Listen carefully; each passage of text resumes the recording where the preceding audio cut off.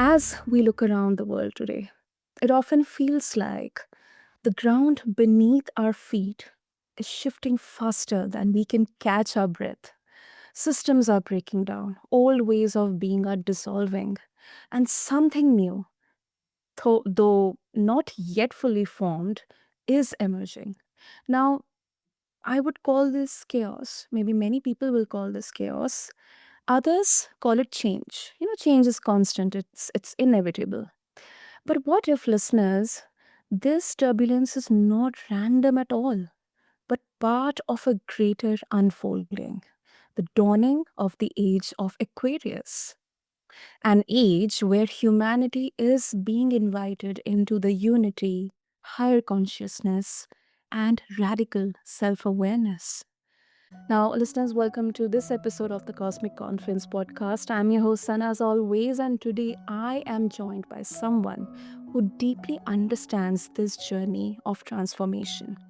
Known as a confidence and career coach, an author, a speaker, and teacher, she has guided countless people through upheaval into empowerment, from self doubt into self confidence. And now she is helping people discover not only how to heal and grow individually, but also how to collectively step into a new way of being. And today, together, we'll be navigating or exploring what this revolutionary leap means for both individuals and humanity, and how we can better navigate these challenging times, yet extraordinary times. So, listeners, meet my incredible guest, Kate Heartsong. So, Kate, welcome to the show, and I'm really, really, really excited for our conversation. Oh, thank you, Sana. I am so excited and thanks so much for having me. And it is and you eloquently, so beautifully described our what we will talk about. Oh, and I'm even having chills all over my body now. I truly believe as I believe you understand as well, such a need for so many people to understand what's going on. Many people do, but there are so many people on the planet who don't. And so I am here, and like you said, it is such a passion of mine to help people to understand this indeed is an evolutionary leap. It is not a random event, like you said so well. There is, we went through an agricultural shift hundreds of years ago. Humanity went through somewhat recently an industrial revolution, so, yet again, here we are in what is considered by many the most unprecedented, most extreme shift of all of mankind.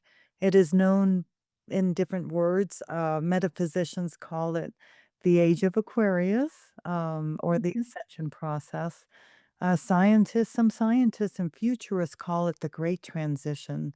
And indeed, for probably most of your viewers here, we can feel the shift. There's something happening. And the reason we're going through this is because it is an evolutionary leap.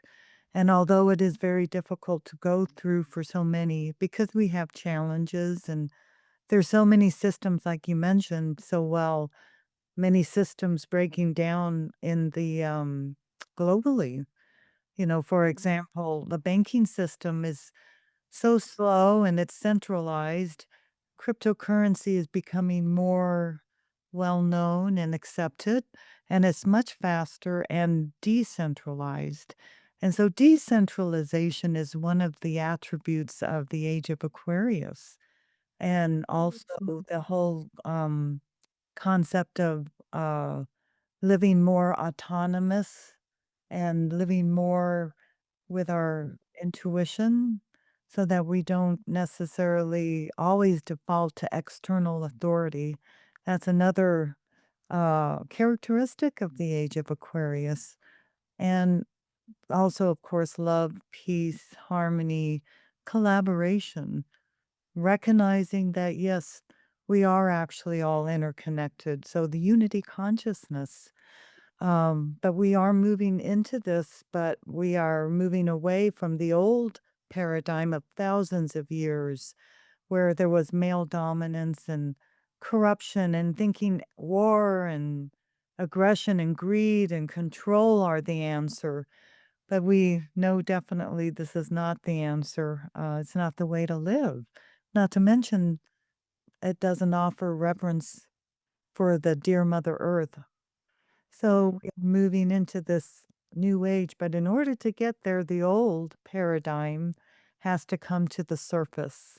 And that's what we're right in the middle of. We're right smack in the middle of the old coming up to the surface for us to look at, to become aware, and then to heal it. So we're right in that middle stage, kind of like the birthing process. Yeah, definitely, definitely. I mean, um, I mean, um, we often kind of, especially in today's day and age, we often don't find time to do these, discussions or an introspection around how rapidly people are changing, things are changing. I mean, we have seen a paradigm shift after COVID. On one hand, which is actually a positive side, is there are more and more discussions around holistic wellness, mental health. Yes. People are now, as you mentioned, that it's kind of a decentralization happening where we no longer feel hesitation to follow our intuition, not influenced by external factors Yeah. solely. And then, on the other hand, as well, people are now getting interconnected as well. I mean, the best example is, I'm sitting in a completely other side of the world, other end of the world, and I'm having this discussion with you, which is really, really amazing. I mean, if we would have a look at this 15, 20 years back, it was impossible, Yeah. you know. So, True. yeah, yeah, I mean, even if things are, kind of looking bad, but I very strongly believe, and this is something that I've realized through so many conversations, that um, people are still bullish, that it's a kind of a course correction that is happening, and the humanity is here to sustain itself and also sustain our Mother Earth. And if there's bad, there's always good to kind of, eliminate that bad or mitigate it. So Yes. that's a beautiful, beautiful perspective, Kate. I really love that because whenever this age of Aquarius will come, many people they would hear it as either a mystical jargon or some kind of astrological buzzword. But I really loved how you connected this to a big, kind of cosmic theme.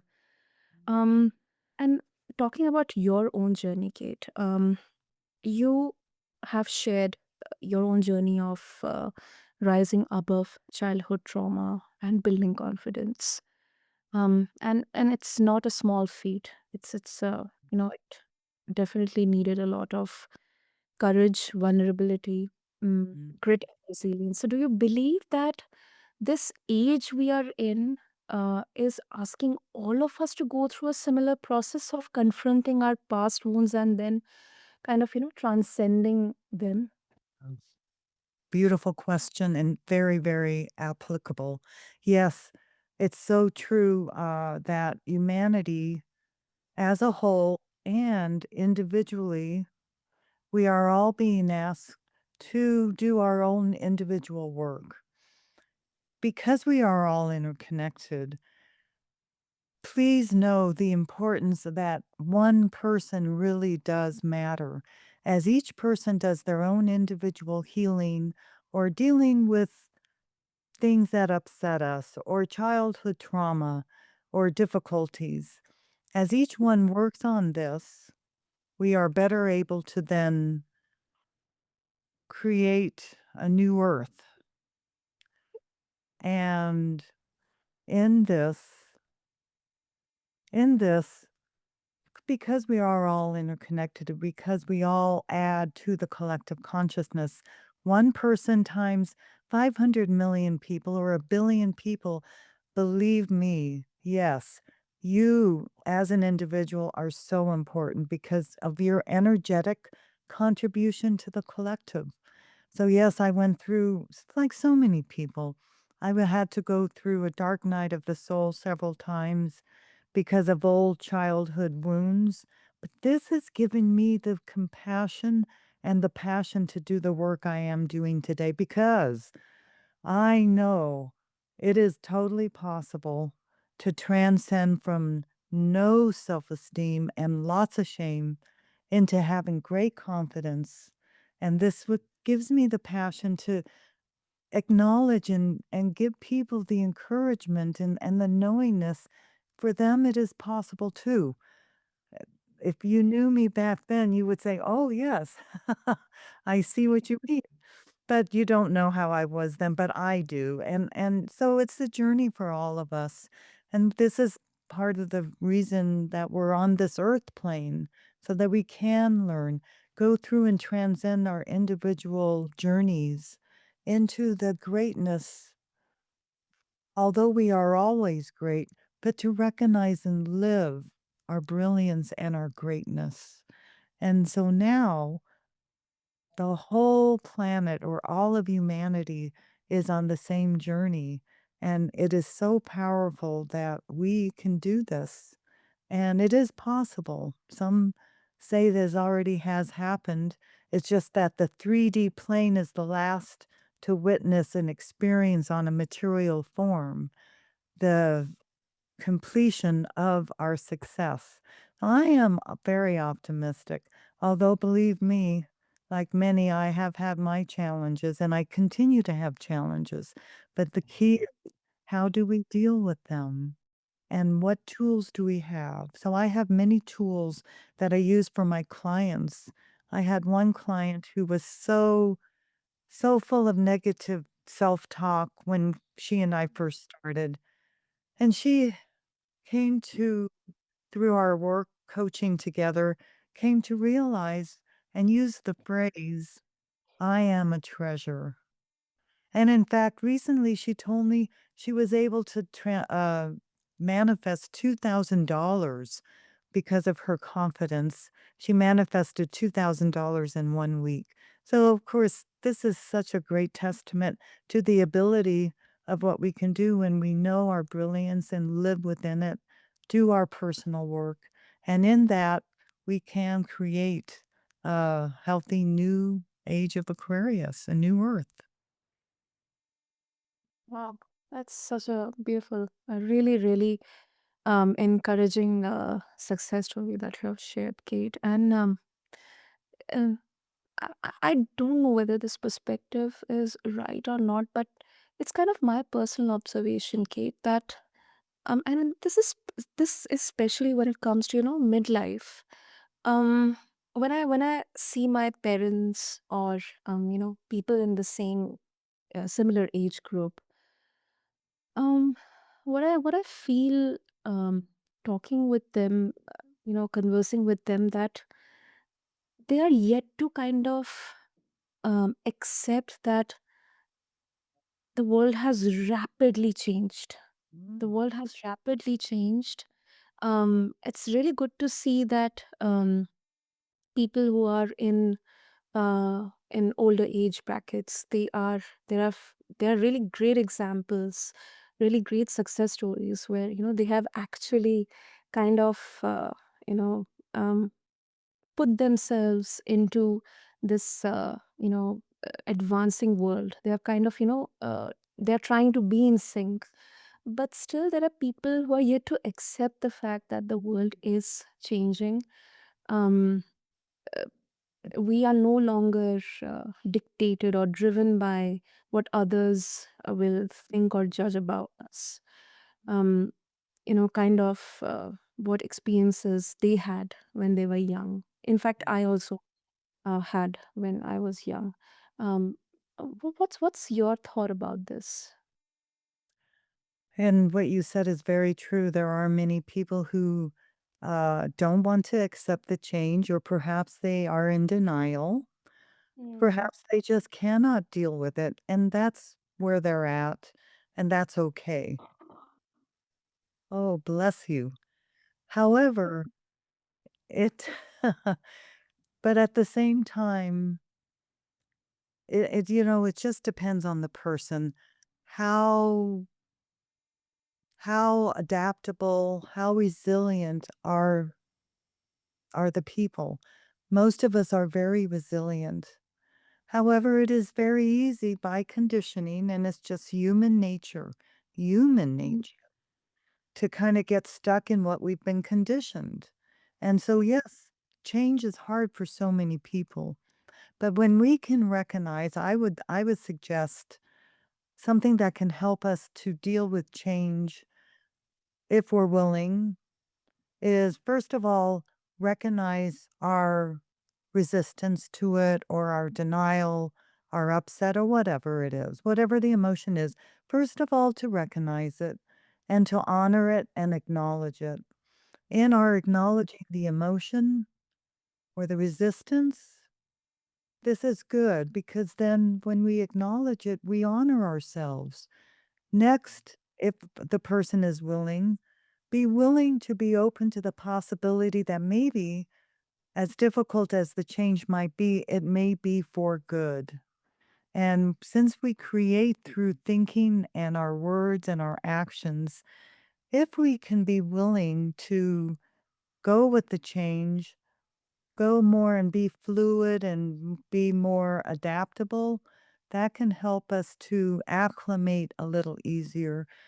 Doesn't mean we have to take a whole lot of change all at once because there's so much. But even if it's a little bit, whatever it may, perhaps the person might be willing to learn a little bit more about what's happening in the world or go into a group with people and see, well, how can I adapt to the change? First and foremost, however, is self care and honoring yourself. So, wherever you are, if you're not willing to go with the flow and going with the change, honor it.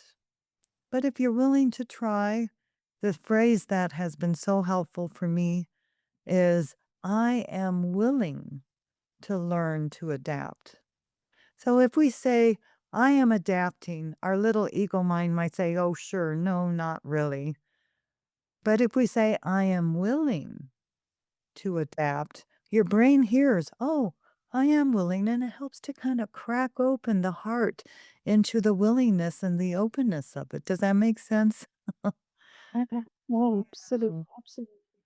And there are many other things that we can do if you would like me to share. Many other things we can do to deal with the rapid changes and the challenges in our life. Um, yeah, so one big thing also is to let go, release and let go of our upset, especially if it's something that's not in our control. And I know this is much easier said than done, but it is possible. And for peace of mind, it's so necessary to let go of our upset. And how we do this is similar to what I just described about resistance. To let go of an upset, we first start, of course, with the awareness of it, and then we acknowledge and give it a name and acknowledge it. But then do whatever we can to process through the upset. Maybe it's journaling or talking with a friend or gym exercise at the gym or being in nature. It depends on the severity of the upset. Maybe it takes a few hours, maybe it takes a few weeks. But once we can process through, that helps to release the intensity. It may come up again in the future, but maybe not so intense. Depending on the severity and the topic, it may be something that a person needs to do several times a week or several times over a few months. But it is possible. I know because I've been going through this very thing and I'm walking the talk. So letting go, one of the best things to do is to come up with a phrase that feels comforting and that is true. So let's say a person is dealing with a loved one who has a terminal illness. Mhm. And I can't take away the terminal illness. I can support the person, sure, but what can I do? Well, one thing is to say phrases that are true. It is what it is, and I am willing to accept it. Or all the worry in the world is not going to change it. I'm smiling because I laugh at myself because I've had my share of worry. And boy, it sure hasn't changed the condition of a loved one. But if we could say it with comforting words and just compassion to ourselves, it can help bring comfort. So I encourage coming up with some phrases that you can use and also a lot of good self care. And then one other quick tool that we can use to help us to recognize what's going on in the world and how do I better deal with things is to develop our intuition as best as we can. Because when we can, because our intuition is our true inner guidance, it will always take us to where we need to go. And if we can follow that guidance, then we can trust it. So, one thing we can do is create a trust journal where when we have followed our guidance, write it down in a log and just recognize that, yes, it gave me the right answer. Or if we didn't follow an intuition, what was the outcome? Maybe it didn't work out so well. So following our intuition is so good, and to learn to develop it, there's a lot online on how to develop intuition. A lot could be said, but I'll leave it at that. Definitely. And I believe intuition is something that it's a gift given to us, to all the humans. It's not just a woman or men or any specific person. It's Yeah. been given to every one of us. And I think the beauty of it is it definitely needs a bit of slowing down, a bit of stillness, Yeah. not just because that, you have to just stop everything and concentrate on it. It's like a mindful way to look at it. Yeah. And I think, sometimes journaling, and especially you mentioned about trust journaling. That is really something that I was not aware about. So that is something really, really interesting. Journaling is such a healthy, beautiful way to uh, begin on this path, like, because you are kind of um you know putting your thoughts into, and I would never ever, if somebody would ask me that, would you use your phone or your laptop to do journaling, I would say never. For me, it's old school. It's my diary or my journal and Too. pen. Yeah. That is Yeah. old, that I would definitely go with that. Because I love the sanctity of that, writing your thoughts down. Me too. I think there's a lot of power in writing, the actual process of writing. If a person feels more comfortable doing this on the computer, great. For me, I'm like you. It's just so nice. It just helps me. It's just something that I connect with when I write. And yeah, when we can have that trust journal, if there's a time of fear or worry, let's go back to reading the entries in the trust journal to recognize the how we are in fact supported and how our intuition is guiding us in the right way. True. It's beautiful. Beautiful. Kate, before we wrap up, I think obviously we have to address this. Now, you often say that together we can create a new earth, one which is built on kindness, collaboration, and unity. You mentioned it in the beginning. So, what does that look like to you? And what role can each of us play in making it real? Thank you. That's another great question. The most important thing truly is self care. This is not egotistical. It is not selfish to be with self care. And what I mean by self care is many things. It could be how you treat yourself. How are you talking to yourself during the day? Talk to yourself with kindness. Also, do nice things. Maybe take a hot bath or do that exercise. But also do work on yourself on any healing, any upsets. Perhaps there's a resentment. If you're willing and ready, work on the resentment, work on healing. The more we heal ourselves, the better we are able to then interact with kindness and cooperation and respect to others, because really it all starts within. Everything we see on the outside is actually a reflection on the inside of us. So as we are kind with ourselves, watch our language and just talk nice to ourselves. I talk a lot about that but that's another topic. But how can you talk nice to yourself? The biggest thing is awareness. Stop. If you're beating yourself up, recognize it and then let it go and replace it with a positive phrase. That's what my client did. She said when she caught herself with negative self-talk, she stopped and said, "I am a treasure." So it's so important to do our inner work. And as we have peace within, as we are healed, continuing with the layers of healing, then we are better able to see the good and offer the respect and the kindness that others deserve. You, each individual person, deserves the utmost. So know that for yourself, absolutely, that you are divine and so worthy and so great that you deserve to be good to yourself. And this radiates out to others. And as I mentioned, millions and millions of people, this adds to the collective consciousness. This can and is making a shift. So, Yeah, I completely agree with you. I completely agree with you. I think it's not only just possible, it's personal that each of us really, have a role in weaving it into being. So, Kate, if our listeners they would like to connect with you, and leverage all the wonderful resources that you're sharing, what would be the best way? thank you. And I am honored. I would love to hear from your listeners.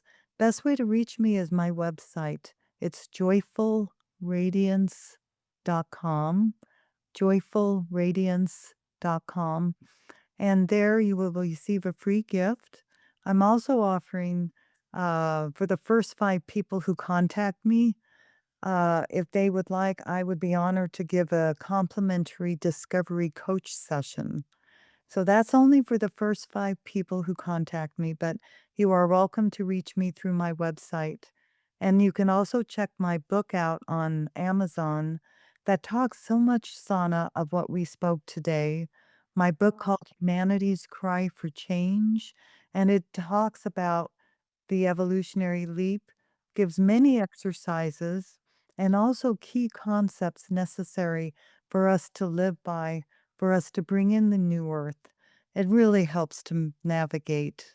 So I thank you so much, and I look forward to hearing from your listeners. Absolutely, absolutely. I make sure to mention all the details and all the links for Kate's Thank free you. gift. So thank you so much, Kate, because you are really helping us see that transformation is not just happening around us, but it's happening through us. So Yeah. thank you so much. Oh, thank you. And thank you so much for your presence and your wonderful podcast and what all you do, Sana. It's such an honor to be here and have this time with you.